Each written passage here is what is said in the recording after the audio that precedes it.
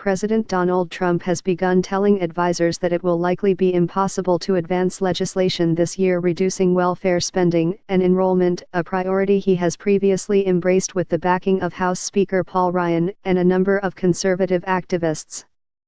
In conversations with aides and outside advisers in recent days, Trump has said his supporters would embrace the idea, but that it remains unlikely because the votes will not be there in Congress and it would be a difficult undertaking in an election year.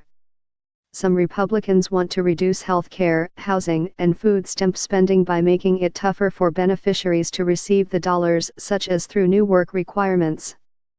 But a number of White House officials and advisers have begun tamping down expectations for any overhaul of social safety net programs, and Senate Majority Leader Mitch McConnell, Kentucky, has told Trump it's a non-starter in his chamber because he would need the support of Democrats who oppose the idea, a White House advisor said.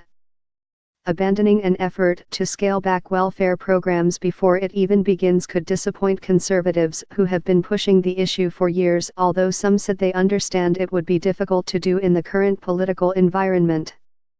"I don't know that we accept it," said Rep. Mark Meadows, a North Carolina Republican who leads the Conservative Freedom Caucus. But besides the possibility of an infrastructure bill, the only two things that will probably get done are an immigration deal and keeping the lights on in the government. Discussions about this year's legislative agenda began Friday at Camp David, where Trump is hosting a retreat with McConnell, Ryan, and other Republican leaders, who want to hash out details of an immigration plan and a cohesive plan for 2018, when Republicans are likely to face a difficult political terrain ahead of the midterm elections.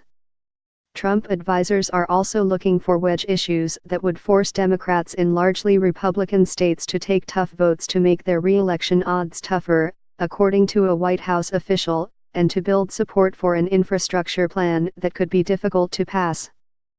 Mark Short, the legislative affairs director for the White House, declined to comment on the president's wishes ahead of the retreat. "The purpose of the weekend is for us to be unified on the agenda in 2018, Short said.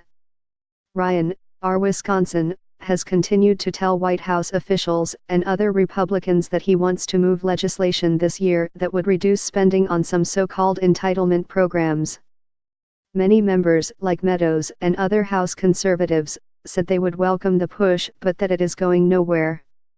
Emerging from closed-door meetings with Republican leaders, President Donald Trump on Saturday held out the prospect of a deal with Democrats on the fate of young immigrants brought to the country illegally as children, but appeared to put a welfare system overhaul once a top White House priority. Emerging from closed-door meetings with Republican leaders, President Donald Trump on Saturday held out the prospect of a deal with Democrats on the fate of young immigrants brought to the country illegally as children, but appeared to put a welfare system overhaul once a top White House priority.